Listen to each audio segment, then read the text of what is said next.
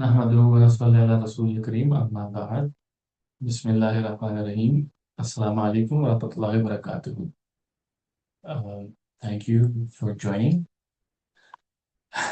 us this the Wayfarer's Path, where we try to make sense of an increasing discordant world by trying to live our lives as practical Muslims, sharing my experience, um, and advice and learning from those who participate in order to swim against the flow of questionable times, questionable information. Now, the topic of today's bayan is which influencer and what advice to follow. Uh, like most of my um, uh, badly labeled badly introduced bayans, it's obviously a tongue-in-cheek reference, not actually to. I was just conversing with my wife this evening, and we were talking about this recent controversy about this influencer um, uh, who was, let's say, picked up under questionable circumstances.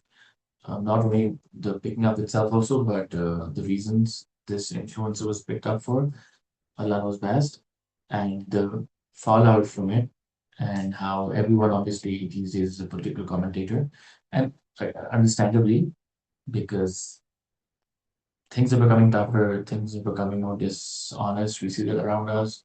Things are, uh, it's become a relentless chase for this world, a relentless chase after material wealth, this world.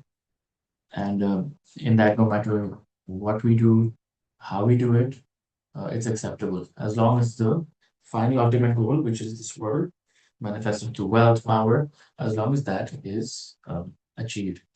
So, understandably, understandable why everyone has a very strong political opinion, a strong opinion on current affairs. The most recent one doing rounds on social media, as I mentioned, the influencer who was picked in dubious circumstances, both in terms of what he was accused of doing and the way he was picked up, the way he was apparently maltreated, and then also the sharing of that.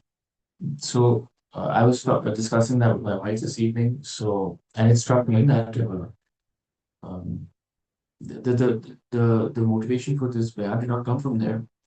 It that may have been spark, a subconscious spark, but more just an observation, especially through my more doom scrolling times of some of the content that is a lot of the content that's on our social media um, feed has to do with people who are giving advice. Sometimes contradictory advice, sometimes consistent advice, good advice, bad advice, advice just in general. So I just came across one of these 10 things I wish I had known in my 20s, 10 things that you should be doing right if you want to progress in your life, 10 things if you want to get ahead in your career. You see um, these types of content, this type of content a lot. And it's good. It's a good reminder also, about what are some of the key things that you need to be doing in order to stay afloat. But there's just a lot of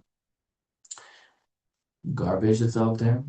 Not only because maybe not the partially content also. Like I said, sometimes it's contradictory, sometimes it's fragmented, sometimes like crazy, sometimes the language that's used is inappropriate.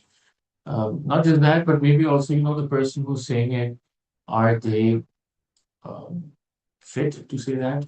Are they following that advice or not? These days, it's less about, I don't want myself over here. The motivation is less about uh, genuinely imparting knowledge so that one's own Islah can happen, one's own cleansing of the soul can happen, and more for views so that this world can be attained. Again, not questioning anyone except myself. This shop that I've opened up, and selling wares in the hope that someone comes along and takes off. So I came across one of these, and I thought, why don't we go across these? Actually, yeah, it is. Why don't we go across these points, go over them, and see when we compare them vis-a-vis uh, the tasawwuf, when we compare this vis-a-vis the sunnah, when we compare this vis-a-vis Islam, how does it stack up? And maybe also show that we don't need to go to some random influencer to get our dose of influence and advice. We have much better advisors and influencers, much closer to home, much closer to our heart, and we don't need to really go here. We really don't need to go here. Uh, we really don't need to go here. Once I went to my sheikh also, and I went to my sheikh, Sheikh Hamaini Katumali, and I was big on the psychology of the mind, the psychology of one's mind, psychology of one's mind, and how by seeking to understand it, one can unlock all these um, twisted thoughts and narratives and habits and repetitions that keep plaguing one's life, right? Self-sabotaging habits and the same. And I remember requesting my sheikh for permission to go to a psychologist, just maybe speak to someone who can guide me in this regard. And the advice was that why do you no, you shouldn't go to one, not only because um, the advice can sometimes be dubious, but also the person who's saying it, are they in the right state of mind? Are they not maybe arrested through through the nafsani, through the capture by the self, captured by shaitan, by Satan? Are they able to effectively counter the designs? Have they been of satanic whispers, or have they managed to put their nafs in control? An answer to that most of the times is no. And you've seen that you've gone out in the market and you see all sorts of controversies popping up, though with the caveat, with the uh, addendum caveat that there are times when there is need for a psychologist, and one should definitely access it. But the point I'm trying to make is that Sheikh Saab was absolutely correct. Sheikh Saab is my influencer. He is the one who gives me advice because he is connected. I'm sorry using these terminologies because it's may Allah save me from beadabi, from frightening disrespect. But just using the terminology of our day and age, uh, and what we're obsessed with, and trying to break through break through the obsession and the distractions by using those terminologies, imperfect terminologies, to start to break through this to get to the ultimate truth. And in this case, the ultimate influencer of ours, um, the point in case being, the ultimate influencer, Nabi Kareem Sallallahu Alaihi Wasallam. Right? So this is a person, our Shaykh, who's teaching us the ways as he's connected with the noble master, Hazrat Muhammad Sallallahu Alaihi Wasallam, and he is influencing us because his source of his influence is correct. His knowledge is based on all that is pure. Alhamdulillah, there is no blemish in it, in the sense that he's not in it for any worldly gain. In fact, these spiritual masters are so humble, they really mean it when they say that this is for their Islam. They really mean that. Of course, they mean it. Though when you look at them, you wonder that, you know, uh, you just look at you, embodiment of so many perfect behaviors, right? Of course, because they have uh, worked so hard to chisel away the word and to connect what is underneath with the ultimate fount of truth, the vehicle of truth, Nabi Kareem Sallallahu Alaihi Wasallam. So yeah, uh, so I'll come to that on how we should definitely access influencers, but not the dubious kind, the spiritual adepts, the noble, the spiritual masters, those who have worked hard to access the truth and do not share what they have found for likes and for dollar bills, but for advancing humankind. Advancing humankind to achieve the true purpose, which is to get to know Allah subhanahu wa ta'ala, that they may know Allah subhanahu wa ta'ala. So, yeah, so coming to this, this is one of the typical posts I come across. So I'll just read them quickly. There's 10 of them, and it's a good post, digestible. But let's see how much how much depth does it have. So this influencer who builds IRL communities in real life communities, I think. And plus, he also invests in pre-seed and seed companies, former Google and Meta. So, no ordinary guy. He's what you would define as a super success, right? In fact, he's a prototypical definition of success. He's the founder of a tech community. He's a partner at some pre-seed venture fund. He's an advisor and plus investor at Superpower, no less. He's also an advisor and investor at Pi, various startups, seeking one, two, three, four,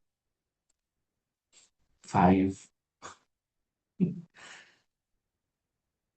He's doing five things right now at the same time. Six, seven, eight, nine. He's doing nine things, man. No wonder he has so much to share with us. Sorry, I'm being sarcastic. Okay, I shouldn't be. I'm sure, mashallah, he's grinding hard and hustling hard. Though, word of caution, how can you do nine things at the same time? Right? How? So, this person, he's given 10 pieces of advice that he wish he knew at 20s, in his 20s, that he's giving as a 30-year-old. And again, more power to him. Knowing myself at 30, this guy's way ahead of the curve, like way ahead of the curve. So number one, start making bets on your health. Sleep, diet, fitness routine, skincare, hair. Okay, you will start seeing the impact in your late 20s. Yeah, I think this is it's spot on, very spot on. Not just 20s, in fact, even earlier when you're very young, this is where parents come in. How can you make sure that your kids are inculcated, not in the first few years, but first few years, let them enjoy their life, let them run about, have a good time. Life is gonna hit them pretty soon, and you should let them be able to reminisce about the good life that they had.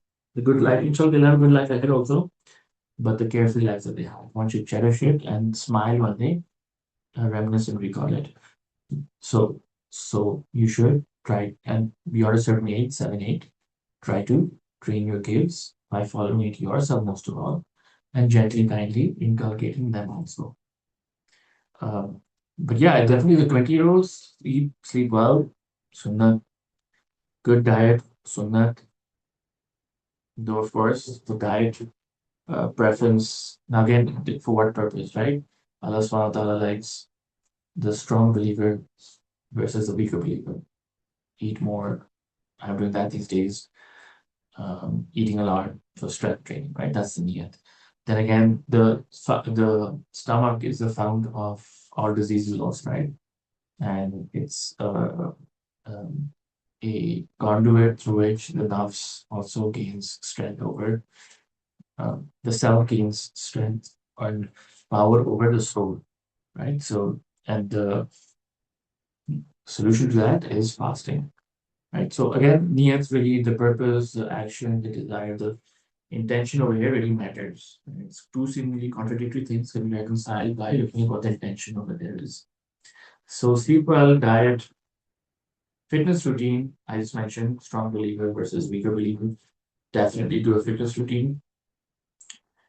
You can just be very much more attractive Muslim through that. Skincare and hair.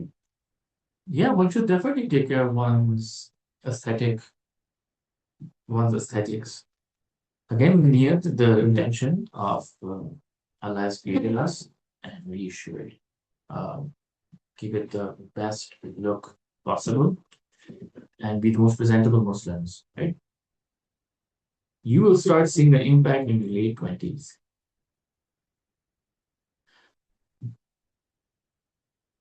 And if you do muraqabah and prayers and all those things in your life, inshallah, you will see the impact in the hereafter. So, this is for me. Okay, well, this is for me. But yeah, I guess this is good. No, I guess this is spot on. Good first start to the advice, 10 advices. Then it is aimed to be the top 1% in one thing or the top 10% in multiple things. Yeah, the latter one I'd be more suspicious of, but I think to be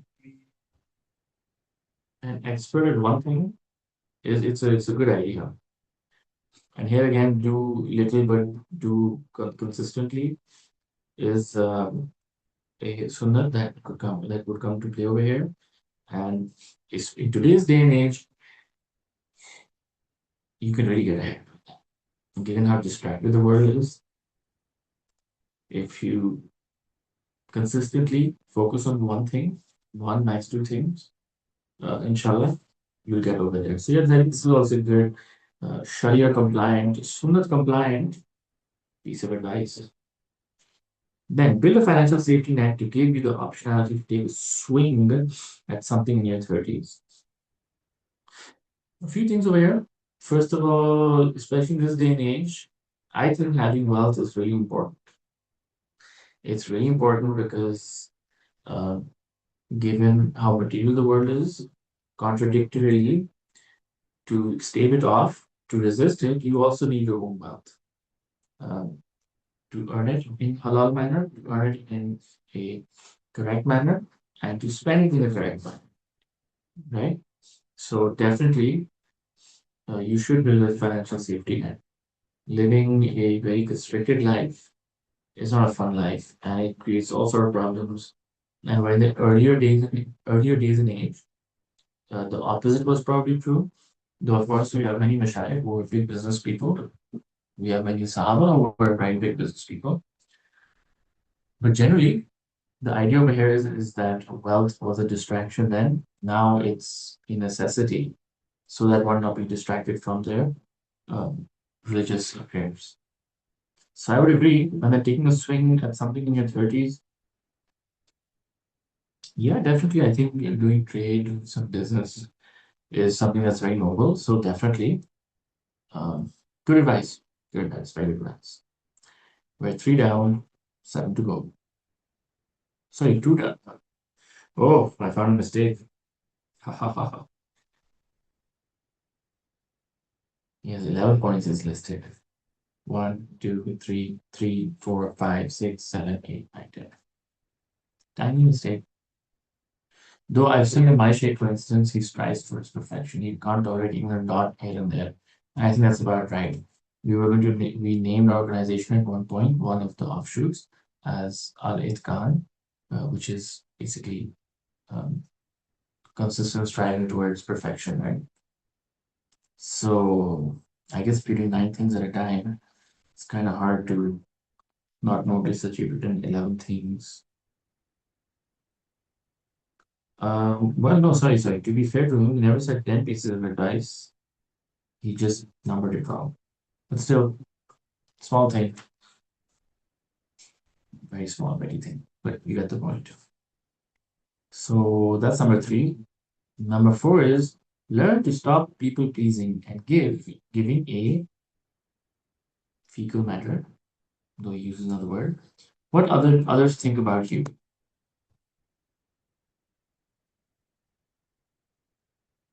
No, I don't really.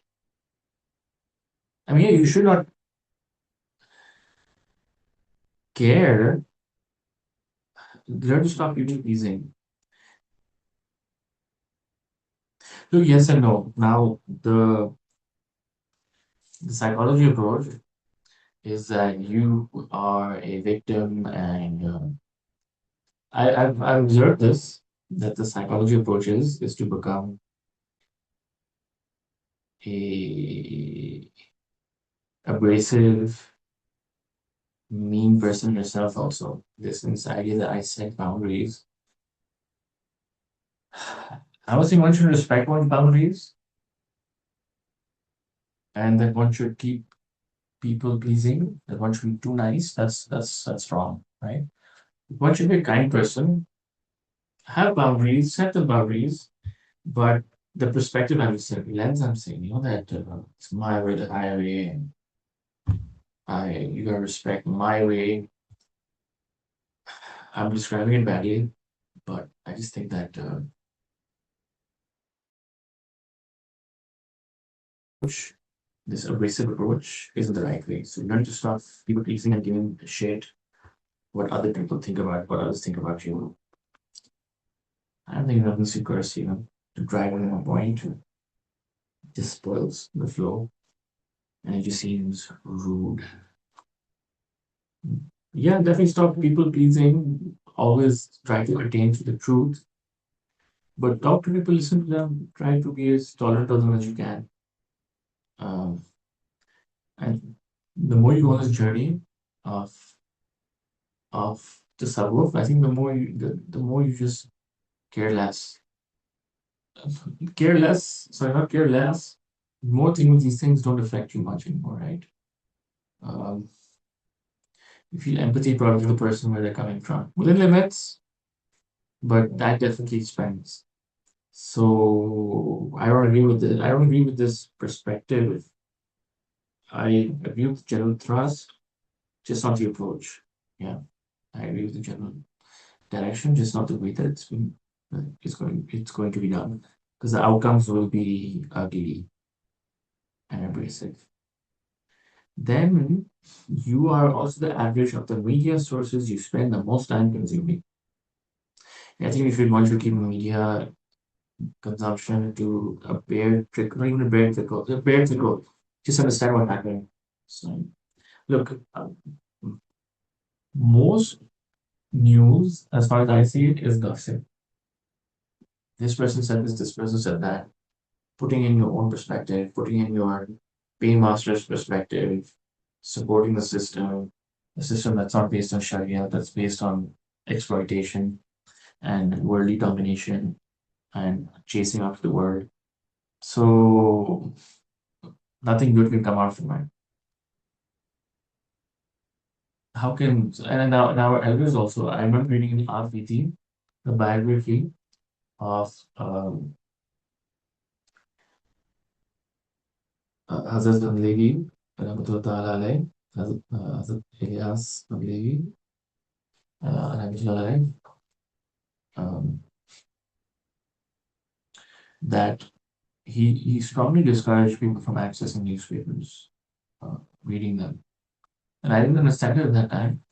But now I think he was spot on, and it's just mostly just gossip that is becoming turbocharged through feed scrolling and social media as making the world an angrier place. So you are also the average of the media sources you spend the most time consuming. I don't think there's almost any good media sources out there. Even the left-wing publications that I access leave a lot to be desired. They mean well, but leave a lot to be desired. Kindness is free but priceless. Yeah, I agree. I agree. And when you connect it for the sake of Allah, then it's limitless, beyond priceless. Stop saying yes because you feel guilty saying no. So largely this is correct. But I think if you're not connected to some influencer who can guide you through this, then you might end up unnecessarily hurting people in this uh, psychological sciences obsession of setting boundaries. Oh, number 8 or 9. Don't meet with a mentor every month. It's pointless. Instead, learn by doing interesting work with exceptional people. I don't know if you meant it this way, it probably means well, but don't meet with a mentor every month. Well, I don't agree at all. I meet my mentor, my influencer, my sheikh every month, more as often as I can actually.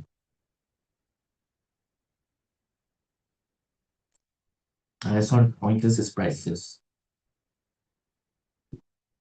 Instead, learn by doing interesting work with exceptional people. Do that too, and meet a mentor also, and make sure your mentor is someone who is connected to Allah subhanahu wa ta'ala. Then learn to write well and consistently. This is the highest leverage skill most people can learn. Depends.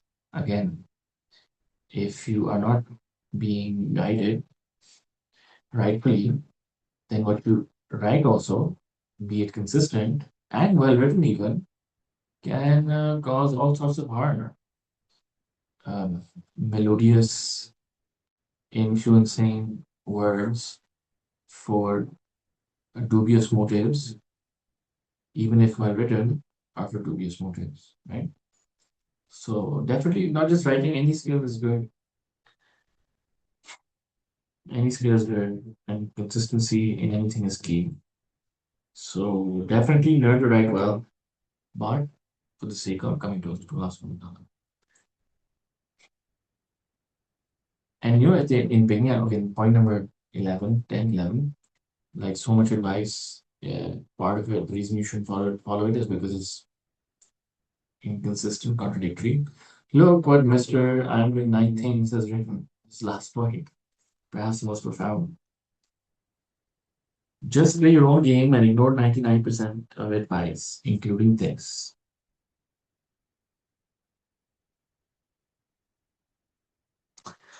Yeehaw. Well done. What? No, I don't want you to play their own game. That's the bane of this, kind of the increasing bane of this planet and humanity. They're playing their own game. They're not drawing their source of the game they should be playing from Allah subhanahu wa ta'ala, from Nabi Kareem sallallahu alaihi wasallam, from a rightfully guided shaykh, but from themselves. And somebody who doesn't have a shaykh, has himself as a shaykh, actually has Satan as his shaykh. Think about it. Ooh, another person has written, I'm 45. Here's advice I give to someone in their 30s. Get married and have kids. Like now. Lots of them. You'll thank me later. I'd say do it even earlier. Do it even earlier. Kids, marriage is completing half your deen. Why wait till 30 for it? People are delaying their marriages. Why? Because gotta save money. You gotta save money, you gotta go on an extra holiday. Haven't found someone. Haven't found someone, it's because you're not willing to study maybe yourself also. It's becoming so topsy-turvy and confusing. But that's the whole topic, a separate topic for a different day. So, on that note, thank you for joining. And just in closing again, uh, that which influencer and what advice to follow? Swimming against the flow of questionable information. Yeah, you're gonna have to swim. I would even say stay away from this game, swimming, these choppy Russian waters of filth. That is this information slop. That's the slop called information delivered through our social media and internet platforms. Nothing wrong with them as tools, but tools which have become subverted by people who follow their self. And Yeah, it's just filthy slop. And how can you get away with it? Get away from it? Well, there's actually influencers who've been with us for hundreds of years, who have entire chain that they join all the way to um, our mashaikh, our sheikh, our spiritual masters, all the way to the Sahaba and to Nabi Kareem Sallallahu Alaihi Wasallam, the ultimate influencer, the pristine influencer, the sole influencer that we need to follow, whose advice, whose instructions we need to follow, and to not do so is to do so at our own peril in this life and the hereafter. And do not swim against the flow, it's no use, but just carve your own path, a side, placid canal, if you will, um, an endless canal, an endless path, if you will, to get to the ultimate source, who is Allah subhanahu wa ta'ala. So thank you for joining this week. Inshallah, until next week. Assalamu alaikum wa rahmatullahi wa barakatuh.